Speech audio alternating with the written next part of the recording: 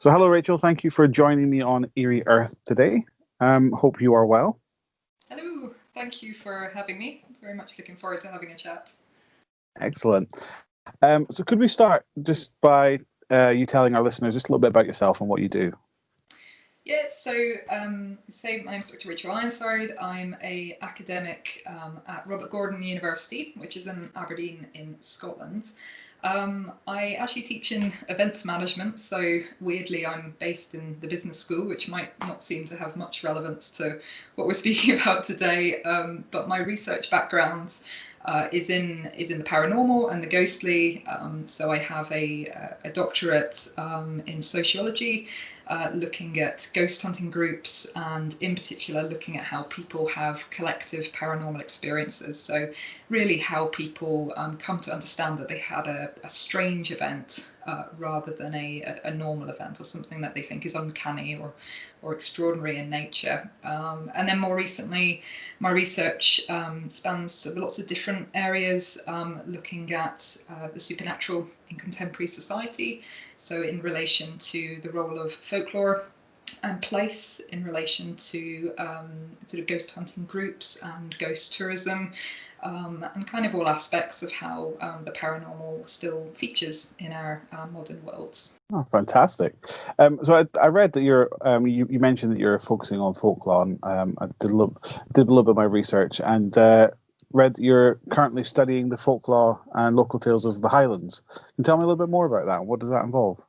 Yeah, of course. So we've got a sort of couple of projects going on at the moment. One of the ones that's been really fantastic and an amazing opportunity is looking at folklore on Orkney.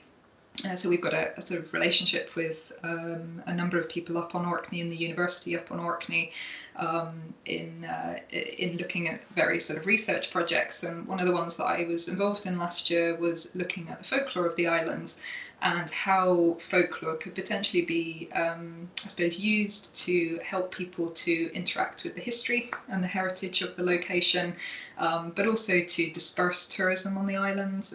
Orkney suffers from quite a lot of people coming to Orkney and various sort of environmental issues associated with that. So one of the things that we were really interested to look at is how some of the amazing folklore stories that they have on Orkney can be used as a way to engage tourists in a slightly different way with the fantastic place that Orkney is. Excellent. So have you found that obviously there's an insurgent in people's interest in the local tales of their area with the advent of the interest of like paranormal with the TV shows and all that kind of thing? Do you think it's made people believe the stories more?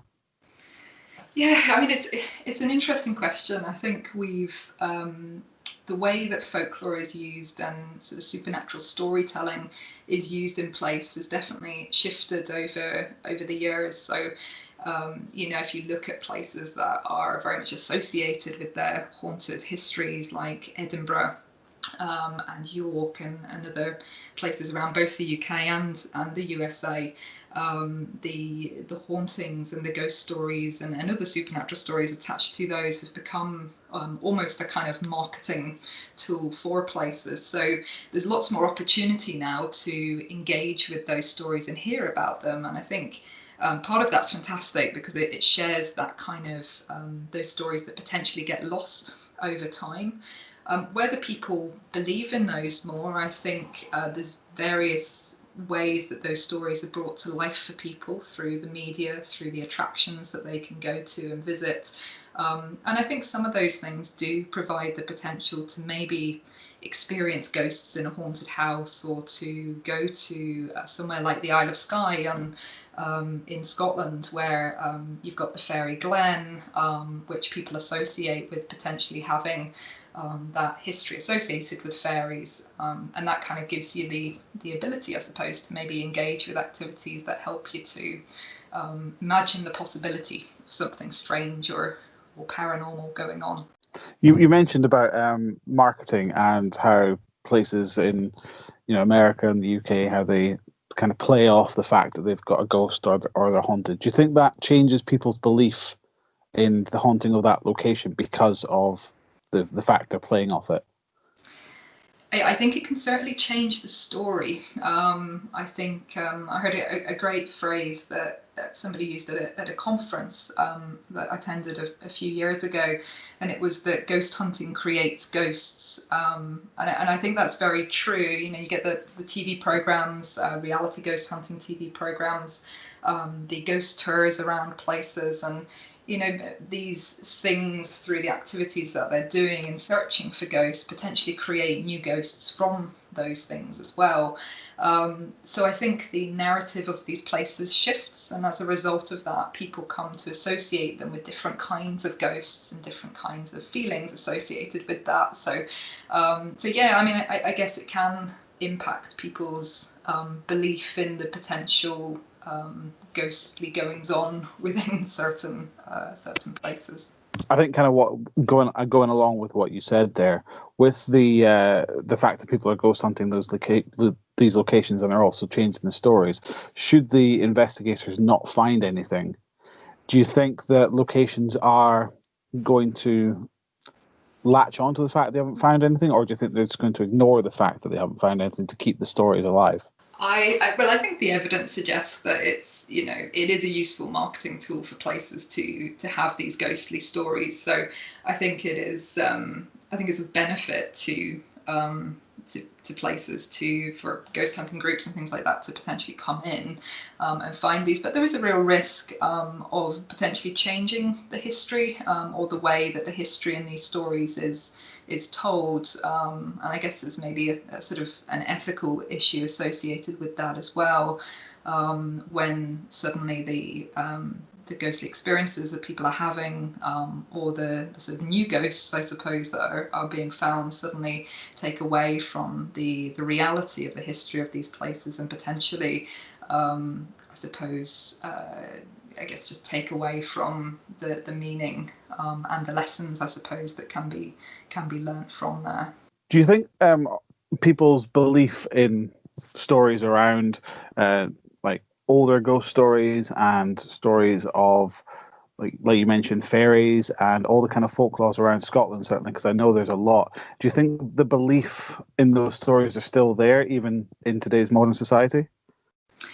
Well, I mean, the research suggests that, yes, there is a significant belief in particularly ghosts in modern society.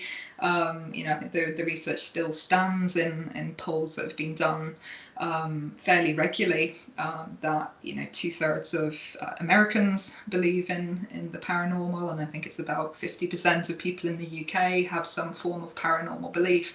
And I think what's really interesting about paranormal belief is it's a bit of a kind of pick and mix style belief system. So some people can believe in ghosts but not believe in UFOs. Likewise, someone might believe in UFOs but not believe in fairies. So unlike sort of traditional religion where there's quite a set belief system, the paranormal allows us to dip into different types of belief systems. So yes, I think the research definitely suggests that we do still maintain paranormal beliefs.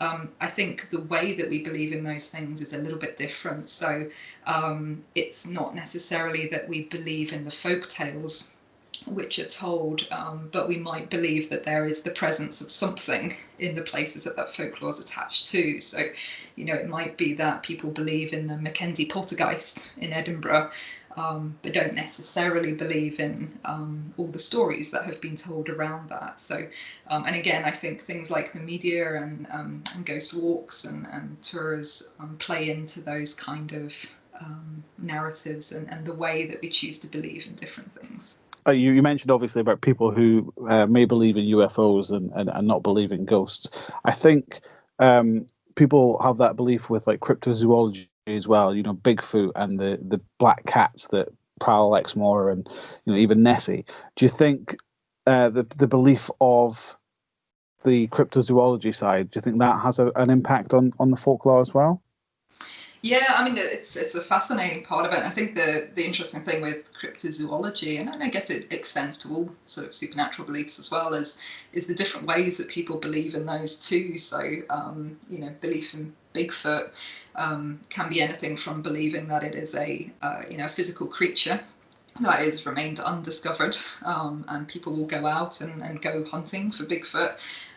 through to believing that Bigfoot is a spiritual being, and that's why we can't see him, or he disappears because he's different than that. So I think people have very different belief systems in relation to these different kind of creatures as well. But of course, they do feed into the folklore, quite substantially in terms of that more sort of traditional folklore that we would be used to hearing. So on Orkney, for instance, quite a lot of the folklore is based around kind of creatures, or what we might consider to be more cryptozoology, from the kind of traditional Kelpie through to the Nucklevy. And the Nucklevy is supposed to be this kind of horrible inside-out creature which stalks the Orkney Isles. I'm not convinced a lot of people actually believe in the Nucklevy, but it's definitely influenced the kind of stories that are told. But certainly on Orkney, some people do still believe in the stories of the fairies, or the mound dwellers, which are the kind of elves on the island. So I think such a disparity in the way that people believe in the paranormal. It's hard to kind of pinpoint it, but it's certainly influential. I suppose there has to be some sort of evidence to create these stories, because people have to have some strange imagination to come up with these stories from nowhere. So there has to be something that someone saw right back in the day to create these stories. Yeah, and I think that's what's kind of interesting, isn't it? Is you do wonder where these stories have come from, and whether it is something that has literally been seen and experienced. And in regards to particularly ghostly experiences, we know that people have those experiences regularly, and that they encounter ghosts in various different ways. So I think you certainly can't deny that there's a sort of an experiential element to that. People have that experience, and then that leads to having a belief. With other elements of some folklore, it is quite, I suppose, more imaginative, and whether that's more just as a tale that's told at night to scare children, or adults, in fact, or whether there's a reality to that, is, I guess, the kind of interesting element of the way that these stories are told. So the obviously the folklore comes from kind of ancient stories, if you like, from I believe, people telling stories and then being passed down through generations of the stories being told. But people have obviously cottoned onto these stories and made films and TV shows surrounding them. Things like the story of Slender Man, and people making a film about it, or people who make films about famous ghost stories. Do you think film and TV's had an effect on how these stories are told and what people's beliefs in the stories are? Absolutely. I think paranormal television in all of its different ways, and actually all the other media as well. You mentioned Slender Man, and that's a really kind of interesting phenomena in the sense that it's emerged from social media. And the way that social media has kind of created this new folklore around the Slender Man, that's then obviously become a film and been sort of popularized from that. But yes, I think media plays a substantial role. I think the media landscape has shifted as well from being much more, I suppose, fictionalized through to the kind of reality television programs that we've seen over the last 15 to 20 years now, from the very start of it, certainly in the UK with the likes of Most Haunted, through to the abundance of paranormal shows that you find in certainly the USA and the UK, Ghost Adventurers, Ghost Hunters, and these different ones. And I think one of the really important things that those shows have done is they've kind of professionalized ghost hunting to some extent, and we can certainly see a relationship between the way that the media has kind of professionalized these groups, and the rise of amateur paranormal groups, so people going out and doing their own investigations that have been kind of influenced by television shows. So obviously when that happens, that then has an impact on belief, because people are going out and seeking their own experiences.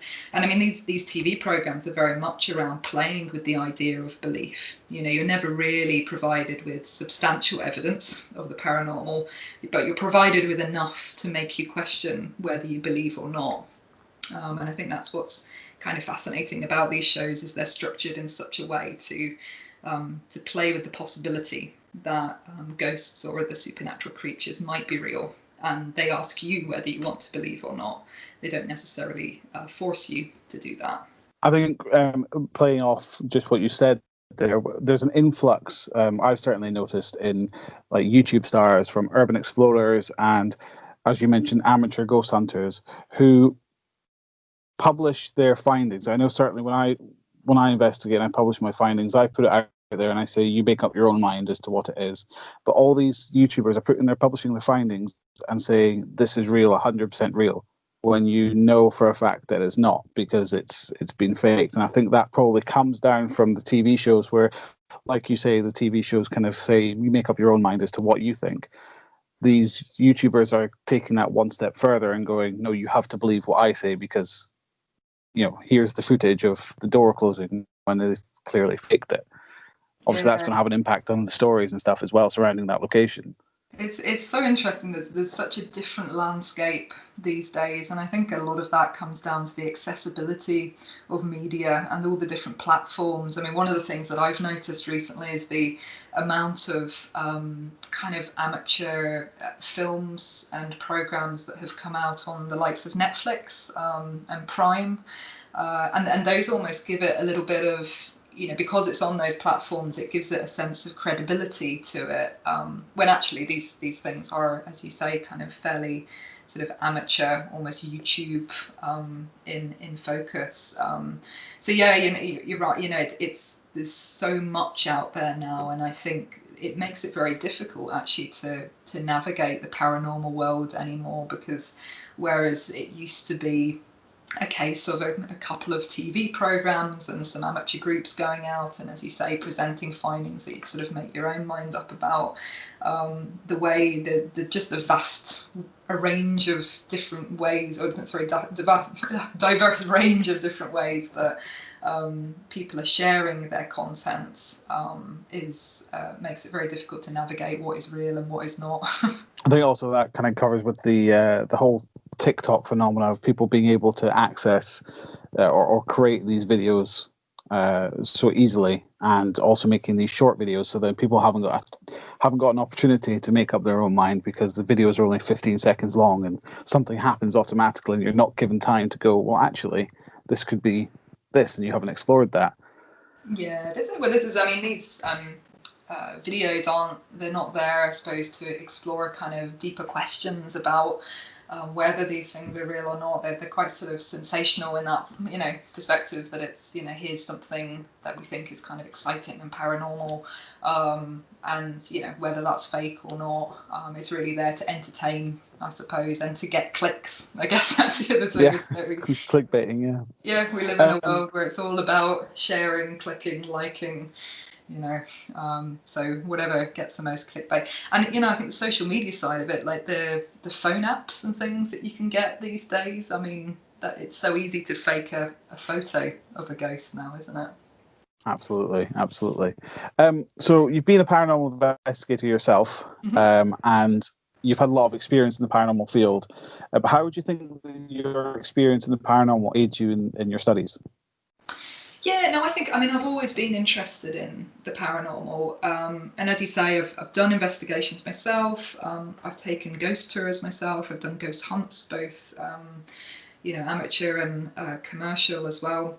And I think that is really important, because I think it gives you a perspective that you can kind of step away and not to judge what is kind of going on in these scenarios. To have that kind of inside perspective, I think it's really useful. I mean, I come from a very much a sociologist kind of point of view, or social sciences point of view, where I'm not interested necessarily, or well, I am interested, but I'm not focused on whether experiences are real or not. And I think my time being part of paranormal groups and those sort of activities have really reinforced the fact that regardless of whether these experiences or not are real, they're an important part of our society. They're an important part of how we learn about history, how we learn about belief in life and death, and these kind of elements. And I think that just ignites my interest in learning about people's experiences and learning about why people, enjoy these stories and enjoy having these experiences, or don't enjoy having these experiences, I suppose, as well. So I think being involved in that area when you're coming at it from an academic perspective is important, because you've got that kind of inside view, and it gives you an appreciation and respect, I suppose, for the people in that field. Yeah. So I've noticed there's an influx of what people are calling dark tourism. I understand dark tourism of people going to visit places with a dark history, the 9/11 memorial or Auschwitz or places like that. But it can also be classed as people going to haunted locations, I guess. But what do you think is the fascination of people visiting all these kind of strange locations? Do you think it's purely on a paranormal basis, or do you think there's something else to it? Yeah, no, the rise of dark tourism is fascinating, actually. I think, there's been quite a lot of research done into it. There's a guy called Philip Stone, who it's in England, who's done quite a lot of research into the motivations for dark tourism and those kind of things. You're absolutely right. I mean, dark tourism as a term has really just come about, fairly recently. It's been popularized through things like Netflix. It's been used in the academic world for longer than that, sort of 20 odd years. But it's very much associated with going to places associated with death and suffering. So you're absolutely right. Places like Alcatraz, Auschwitz, prisons, all of these sort of places. But there has been an interesting with the rise of sort of dark tourism and the kind of commercialization around legends. So the sort of ghostly legends or the supernatural legends have kind of come together. So there's been this sort of move towards commercializing the legends that are associated with dark tourism attractions. So there's a local prison up here called Peterhead Prison, which is a fantastic attraction. Opened in, I think it was 2013, and that has already started doing Halloween tours and ghost tours. And most of that experience is, most of what the prison does is about the heritage and the history of it. But when the lights go out, and particularly when it's October, there's a real potential there to obviously draw upon the sort of paranormal associations that it has with it as well. And I think we're drawn to these places for a variety of reasons. And one of the theories that I think is particularly interesting is the fact that we live in a society that is quite removed from the process of death. So as a result of that, we kind of seek experiences that allow us to confront death in different ways. So we learn about it, we learn about the sort of emotions attached to that, the history of that, and kind of find ways of dealing with that and talking about it that we maybe wouldn't do in our normal lives. And I think ghosts have a role within that as well. But ghosts are also an entertaining way of learning about dark history, and I think that, of course, plays a role in it too. We like to go into a dark, spooky place and be scared. I think it's also part of the places like Edinburgh Dungeon or London Dungeons or the dungeons in general. I think there's a part of the human brain which is fascinated by the torture, the ancient tortures, and the murderers of Jack the Ripper and Burke and Hare and that sort of thing. But obviously 99.9% of people are never going to commit any of those heinous crimes, but they're still fascinated by them because it's something you don't usually see. And I think with obviously these haunted locations like prisons, like you mentioned, that you don't usually get to see inside a prison. Yeah. So going to a prison to see it and having that, sitting in an empty cell is quite exhilarating because it's something that you never get to do. Absolutely, yeah, and I think that seeing behind the sort of curtain is a really important part of all of these things. I mean, you've done investigations yourself, as have I, and I think one of the most exciting parts of doing that is being able to go into these locations after dark in a place that you wouldn't normally be able to see that. And dark tourism's the same. You know, you get particularly places like prisons, you get a glimpse behind the veil, so to speak. You know, and I think prisons have kind of commercialised on that. And you know, I noticed the other day there was an advert for a new prison that was advertising almost like Airbnb, so you can kind of stay. Oh wow! Right? And quite a few prisons do that now, you know, so you can go and stay in a prison as well as go and visit for a day. And it's, I guess, again, just providing that experience that's different to our everyday lives. I mean, talking about prisons and obviously places like castles and stuff to it as well, but they host either their own paranormal events, or you get paranormal events companies who all hold their events at locations. Do you think those paranormal events have changed the way people investigate, giving people more access to it? Yeah, it's a funny one. I think there has been a big sort of shift towards the commercialization of ghost hunting. Well, there has been. I remember when I first started investigating, it was quite rare to get the more commercial forms of it. It was very much sort of amateur groups going in. And as a result of that, locations were very open to having investigators along for free overnight, just to, or at maybe a donation to just to do a bit of research because of that kind of commercialization. I think most places now expect a fee. I think it's also changed the way people investigate as well. It's changed the landscape from being perhaps more inspired by research or inspired by a desire to, find evidence or ask the questions, and one that is more related to entertainment and people going on these things to be entertained. And again, I think the media has a role to play in that. I've got a PhD student, Dylan Jones, actually at the moment, who is looking at the influence of the media on the way that groups carry out their investigations and the kind of way that they professionalise themselves as a result of that. And I think that will be really interesting research to see.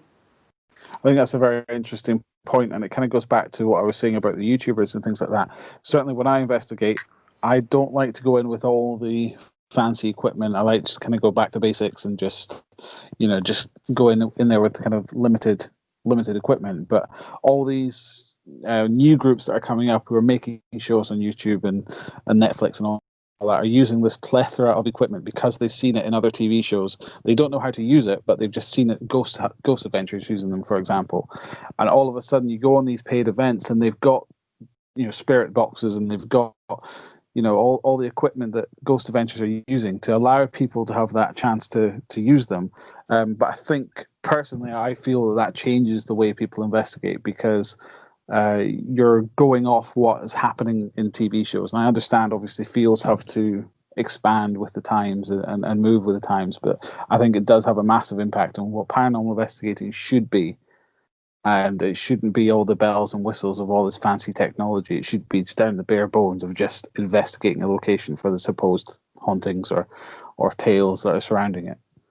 Yeah, and I think that's, I think it's important for groups that are doing investigations to really reflect on why, as you say, they're using the equipment that they're using and what the techniques they are that they're using and the ethics behind what, the way that they're using those as well. And, I think it's important to remember that TV shows they're constructed to make the viewer feel a certain way. And as we all know, with, if you've been on a paranormal investigation that, you've been doing properly, it's pretty boring most of the time. Most of the time you're sitting in the dark with not much happening, and that doesn't make good TV.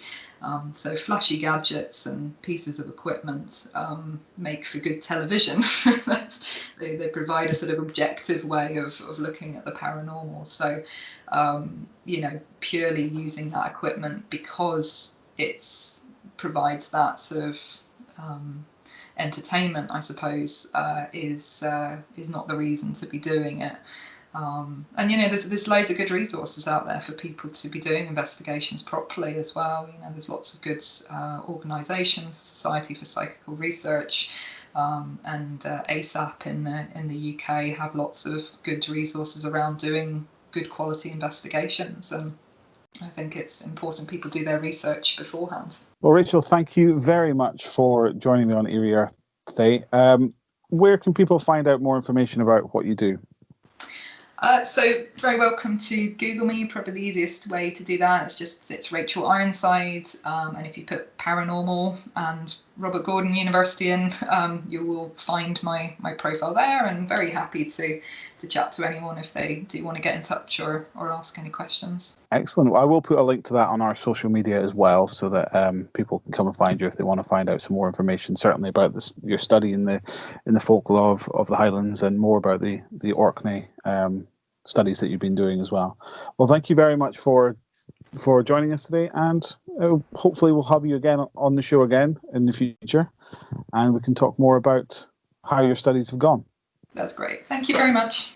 Thank you very much, Rachel. You take care. Bye. Bye-bye.